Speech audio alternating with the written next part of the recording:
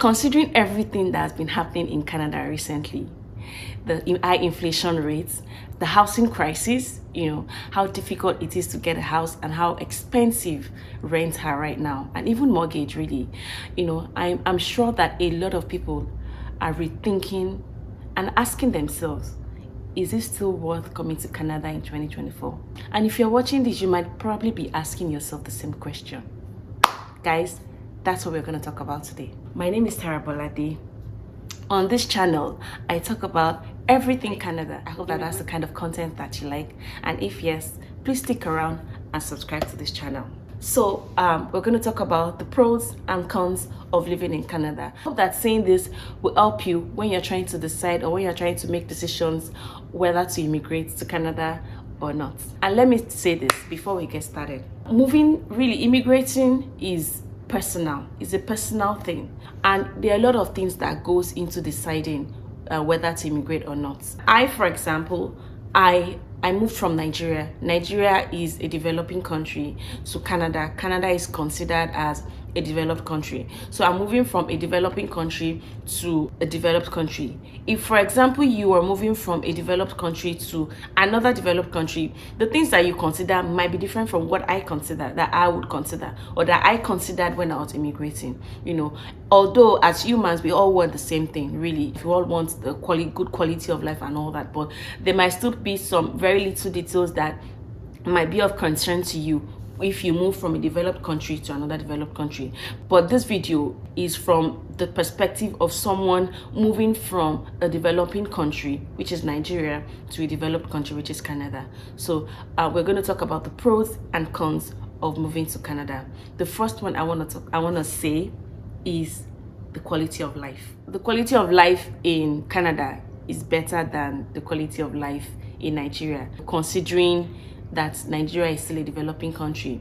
When you talk about the epileptic power in Nigeria, when you talk about access to basic amenities, in Nigeria, it is not as easy to access basic amenities: power, food, shelter, clothing. I was listening to something recently, and I've not verified this source. The data was that most Nigerians spend all their income, like 90% of their income, on basic amenities. Standard of living, quality of life, Canada is way better. Power, guys.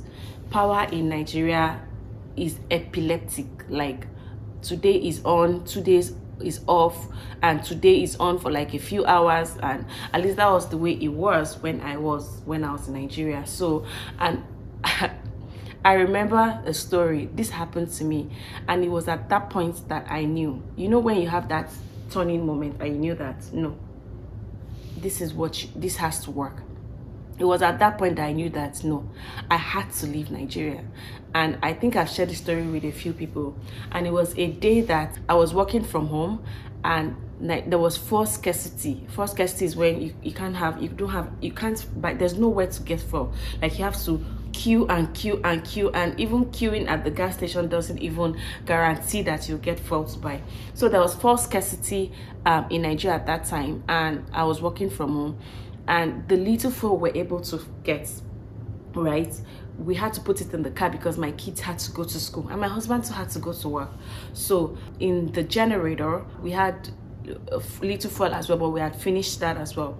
So on that particular day, there was no fuel in the generator. The inverter was down. There was no power supply. There was no fuel. And I was working from home. So I had a very important call with a client that day at a later time. And I knew that the power I had on my laptop was not going to be enough.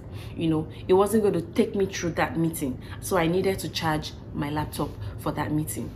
And remember, there was no power at home. The inverter, there was no power as well. And so I remember that I'd seen somewhere where when you tilt the generator, even though there was no fuel, because if you put on the generator like that, it wouldn't power up. But so when you tilt the generator, you see that little fuel will go to a particular corner and you'll be able to do what you needed to do. So I went downstairs, did that, tilted. When I was tilting that generator, it was at that time that I knew that, Tara, you have to leave. Because how do you expect people to be productive like under those circumstances. That's why kudos to Nigerians, really, or even developing countries that people have to live in those kind of circumstances. Before we move on, if this is the kind of content that you like, guys, please subscribe to my channel. The goal is to get to 100 subscribers by the end of January. Please, guys, subscribe to this channel. Help me reach that goal. Another thing is the economy, the stable economy. Economy is stable. I know that it's not as stable as some other economies, but when compared to where I'm coming from, Nigeria, Canada's economy is more stable than the Nigerian economy. I really don't know how, like the Naira, for example, the Naira has been falling for the past how many months. Sometimes it will be stable, and sometimes it will just nosedive. And this reminds me of when we're trying to move, and when we're trying to convert our POF, our proof of funds, from Naira to Canada and to Canadian dollars. And I think the exchange rate at that time, the bank exchange rate at that time, was 285. And now, and I remember the black market rate, what we call the parallel market rate, was around 4 something at that time. And now the parallel market, the black market rate is about 900 and something. I'm not sure what the bank rate is right now. So you can imagine, and that's just in the space of how many years. See how the Naira has gone down. So the economy, the Nigerian economy is not really stable, especially when you're a business person. Things can disrupt your business easily compared to when you're in Canada. The other thing I want to talk about, the another advantage of moving to Canada, is security. Let me tell you a story, guys. I remember when we moved here, houses in Nigeria, you have to have a fence, right? Most houses in Nigeria, they all have fences. And even if you live in like an estate, like in a gated estate, the estates will still have like security people, gates, fence, and everything. And you have security personnel at that gate. But most of the time, all the time, or most of the time, you have houses that have fences and gates. Big, I'm not talking about low fences, no, I'm talking about the high ones, with big gates. And that's just because you don't want anyone visiting you at 2 a.m. in the morning, because we're able to scale your fence, and with someone visiting you trying to rob you. So the security level in Nigeria has a very high insecurity level. And also when it comes to, apart from the robbery, also kidnappings as well, the insecurity is very very high compared to here.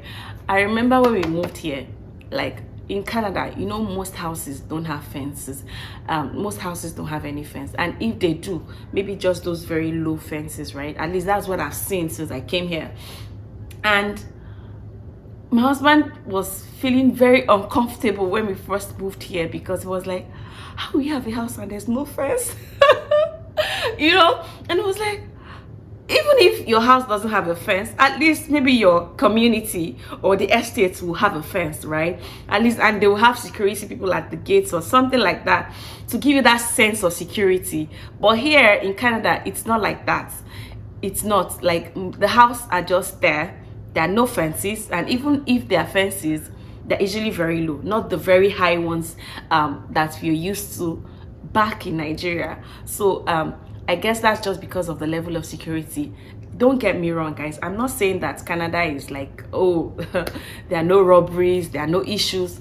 Of course, there's no country that has it all. There's no country that is perfect, right? There's no country that is perfect. But it's just that some issues are just more pronounced in some countries than the others.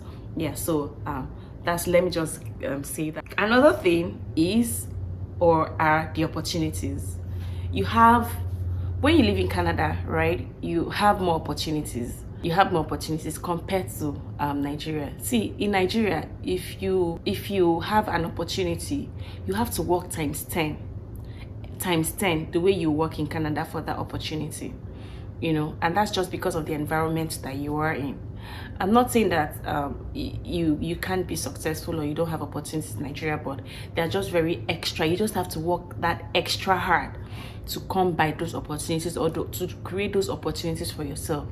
And even talking about opportunities, when it comes to traveling opportunities as well, the Nigerian passport is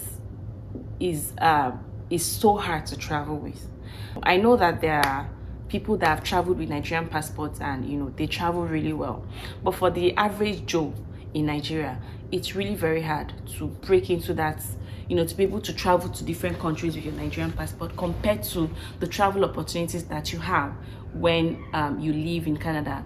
Even if you don't have the Canadian passport, right? But the fact that you live in Canada, or that you are in Canada, gives you an advantage. And that's because people feel that people feel that when you're in Canada, you're not running, like you don't want to escape.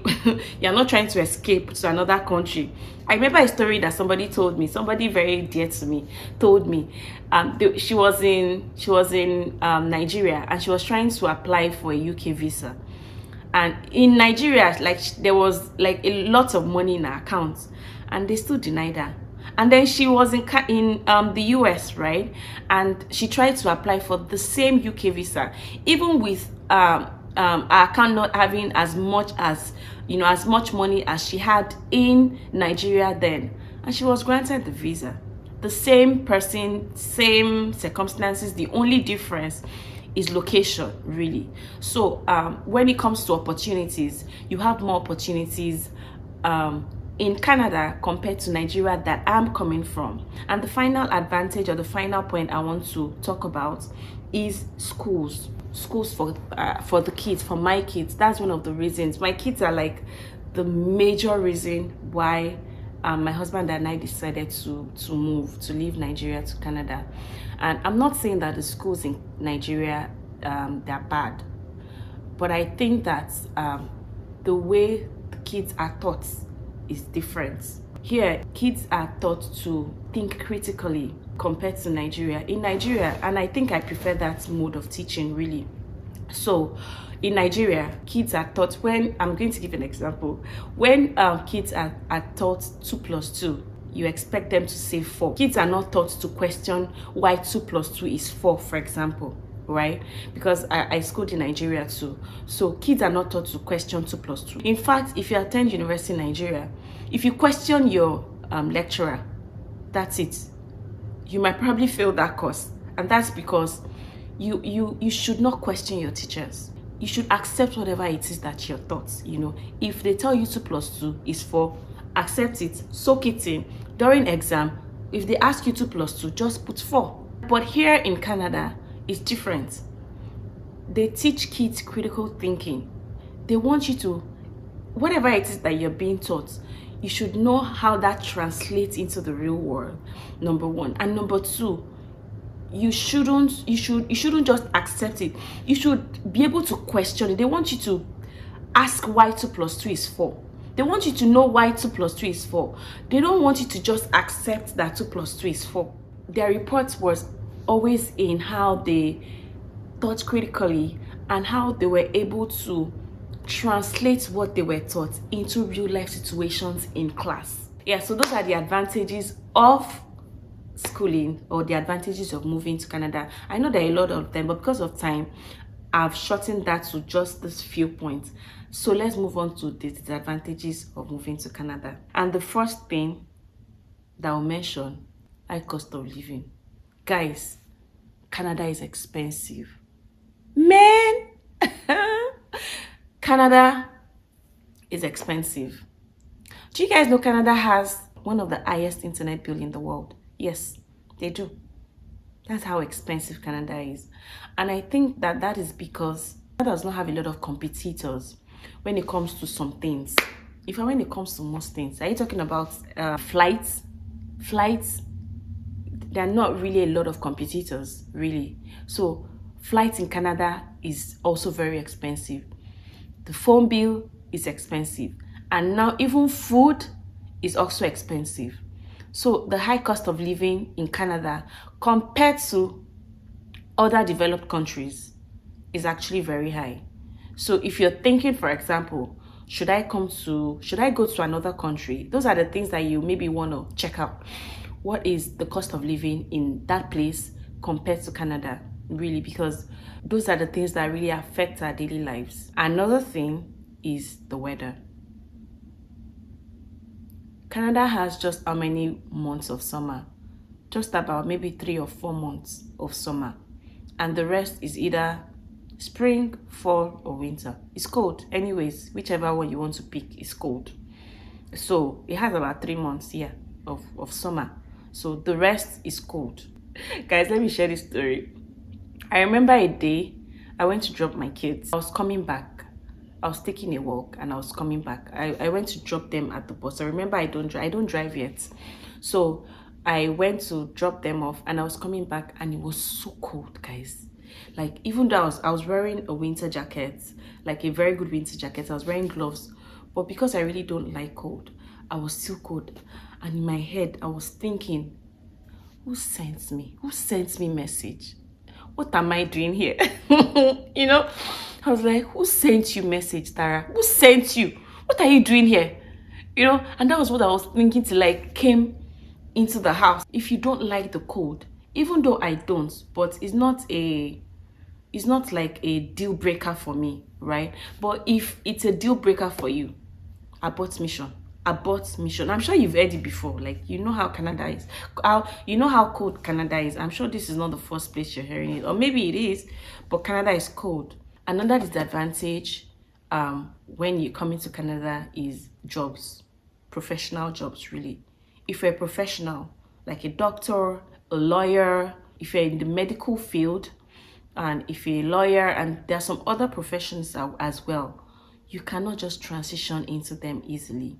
Guys, I've had a number of Uber rides, and I can tell you that I've met some medical personnel as Uber drivers, and they're Uber drivers because they've been unable to switch when they immigrated, and that is how difficult it is. And this even takes me to my next point. So, but before I mention the next point, it can be very difficult when you're a professional in your own country and you want to switch. Some people don't even end up practicing their profession when they come here, like pharmacists, for example, as well. You know, because the kind of exams that you need to do, the amount of exams that you need to do, some are able to do it, some it takes years, and some just don't want to go through that. You know, some have to like end up changing their career or going for something lower, you know, so it all depends really. But that's one major disadvantage of moving to Canada when you're a professional. Even apart from being a professional, some people that like have very big roles and very high roles back in their home country, some of them are still like, they find it very difficult to get those kind of roles. They find it difficult to get those kind of roles when they come into Canada. Some have to like go like really, really low, below what they have or what they used to do in their home country. So that's one disadvantage that I'll mention about Canada. And talking about that, healthcare. The healthcare in Canada gives me headache. We are like 1.5 years in Canada and we don't have a family doctor. We don't. We've tried to be on the wait list. We're on the wait list and we still don't have a family doctor. And the irony, guys, is you meet Uber drivers that are doctors, but they've not been able to practice just because of the stringent measures that Canada has put in place. I'm not saying that they shouldn't put it in place, but there should be something can be done for, like, we have the resources, we have the human power, we have the human resources, and the people are there, but you're not allowing them to practice. And then you have the whole population. A lot of people are complaining they don't have doctors. And this is affecting a whole lot of things. And even when you go to the ER, the wait times are unbelievable. Unbelievable. You know, you find people spend 6 hours waiting to see a doctor. And the other disadvantage of moving to Canada is the pay. Guys, when you compare the pay, I mean salary, when you compare what is being paid in Canada to other countries, maybe like US and other countries, the pay is not paying, guys. It's not paying. Like, the pay here in Canada is really low compared to other countries. When I was trying to find a job, I was seeing the role in US. I was like, unbelievable. Some you would see like a 50% difference in salary compared to what we have here. And going back to the cost of living, that place like in the US where things are more like you get higher pay, the cost of living is not even as high as Canada. Cost of buying a house in Canada now, when you compare side by side cities, Canada is still more expensive compared to the US. And the last one is the high taxes. The taxes are very high, the income taxes are very high, and that's one thing about Canada as well. Although I would say that tax at least is doing something compared to where I'm coming from, where you pay these taxes and they are still not working. Like you're still your own. Like in Nigeria where I'm from, right? You're your electricity provider, your water provider. In fact, if you live like in a gated estate or in a gated community, you guys can still put money together, right? And then you still create your own road, despite the fact that you paid your taxes. So that's it. Taxes are high, but I think that to an extent they're still working compared to where I'm coming from. So yeah, those are the advantages and disadvantages of living in Canada. So guys, thank you so much for watching today's video. I hope that this video has been very helpful for you, and I hope that you join me again in another video. I'll catch you next time.